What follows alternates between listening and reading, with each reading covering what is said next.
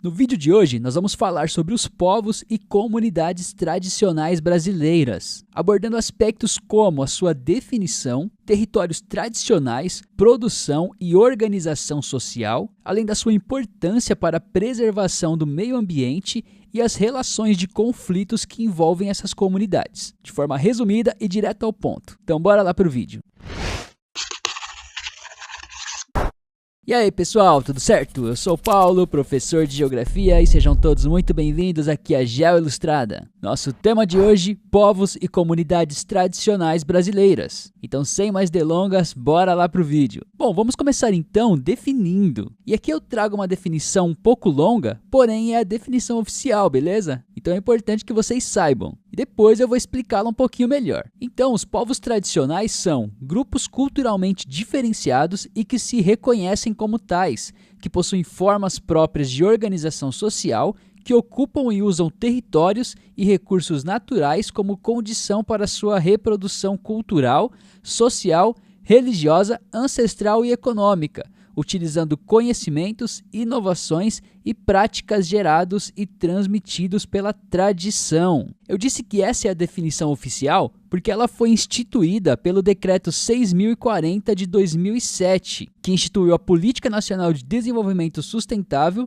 dos Povos e Comunidades Tradicionais. Beleza? Bom, como essa definição aí que eu trouxe é muito longa, pode ser que você não tenha compreendido muito bem. Por conta disso, vamos entrar agora em alguns aspectos que, de certa forma, determinam o modo de ser e viver desses povos tradicionais. Iniciando pelos territórios tradicionais que eles ocupam, que sem dúvida é um dos elementos centrais dos povos e das comunidades tradicionais, principalmente no que tange a sua relação com a terra, pois eles não a encaram como um bem material e econômico, da forma que nós, por exemplo, dentro da sociedade capitalista, enxergamos as nossas casas, por exemplo. Pois as terras desses povos carregam a ancestralidade, as memórias e as tradições de sua comunidade. Ou seja, existe uma relação quase que espiritual entre aqueles povos e as suas terras. Por isso que não é cabível, por exemplo, você retirar uma comunidade quilombola ou indígena de suas terras tradicionais e colocá-las em outras, por conta de interesses financeiros, porque essas novas terras não guardarão as suas memórias.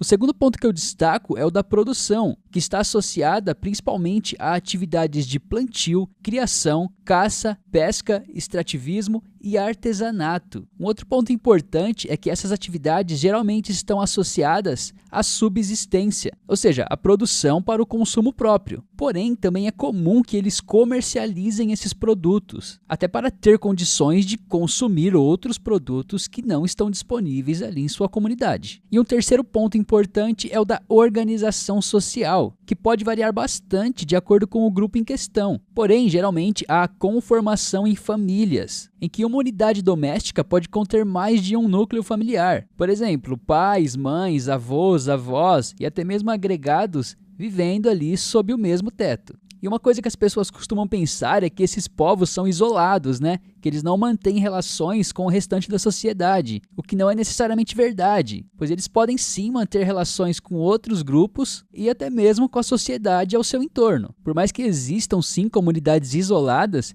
isso não é uma regra. Bom, agora que você já entendeu essas questões, vamos falar de algumas comunidades tradicionais, da sua relação com o meio ambiente e também alguns dos conflitos que ocorrem. Porém, antes disso, se você está gostando do vídeo, deixa aquele like para fortalecer o trabalho, clique aí embaixo no botão hypar, função nova do YouTube para ajudar também. Compartilhamentos e comentários também são sempre bem-vindos, então sem mais delongas, vamos lá para a parte 2 do vídeo. No total, são reconhecidos 28 segmentos de comunidades tradicionais, porém eu escolhi apenas 4 para falar nesse vídeo, senão o vídeo ficaria infinito. Beleza? Vamos começar então pelas comunidades quilombolas.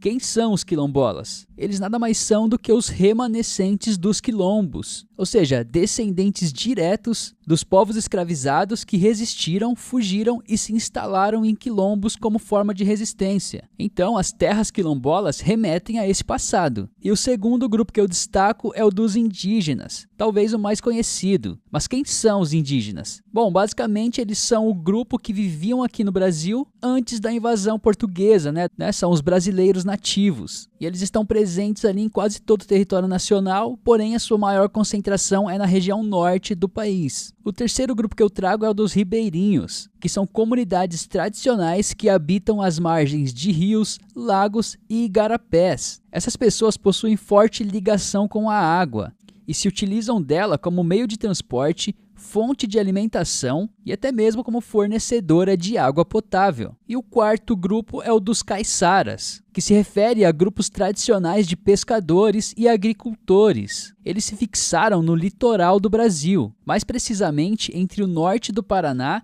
e o sul do Rio de Janeiro. Bom, é óbvio que eu trouxe uma visão muito resumida aqui desses 4 povos, porém, se você quiser saber um pouco mais sobre cada um deles e também dos outros que eu não abordei aqui, estou deixando referências e links na descrição do vídeo, beleza? Mas não vai embora ainda não, ainda tem coisa importante pra gente falar. Você provavelmente já ouviu falar que esses povos tradicionais são muito importantes para a preservação do meio ambiente, o que é uma verdade, pois além deles terem práticas sustentáveis de produção, como por exemplo não se utilizar de métodos como queimadas ou até mesmo de agrotóxicos e outros produtos químicos, eles possuem uma relação bastante harmoniosa com a natureza, o que favorece a sua conservação e preservação. Porém, esses grupos cotidianamente são vítimas de conflitos e ataques que vêm principalmente por parte de grupos de garimpos ilegais e até mesmo do setor agropecuário, que ocorrem principalmente pela questão da disputa de terras. Ou seja, o garimpo ou o agro avançam para as terras das comunidades tradicionais, o que gera conflitos de diversas naturezas. Além disso, também é comum que essas atividades resultem na poluição do solo e da água, que são essenciais para as práticas das comunidades tradicionais. Como exemplos, eu cito o rompimento da barragem de Mariana, que resultou numa grande tragédia ambiental, e comprometeu ali as atividades de diversas comunidades tradicionais da região de Minas Gerais, e também os conflitos envolvendo os Yanomamis e os garimpeiros ilegais da região norte do Brasil. Episódio muito falado no final de 2022 e começo de 2023. Esse foi um resumão do assunto, estou deixando 2 vídeos complementares aí na tela. Deixe seu like, seu comentário, seu compartilhamento para fortalecer o trabalho. Valeu, até a próxima, tchau, tchau!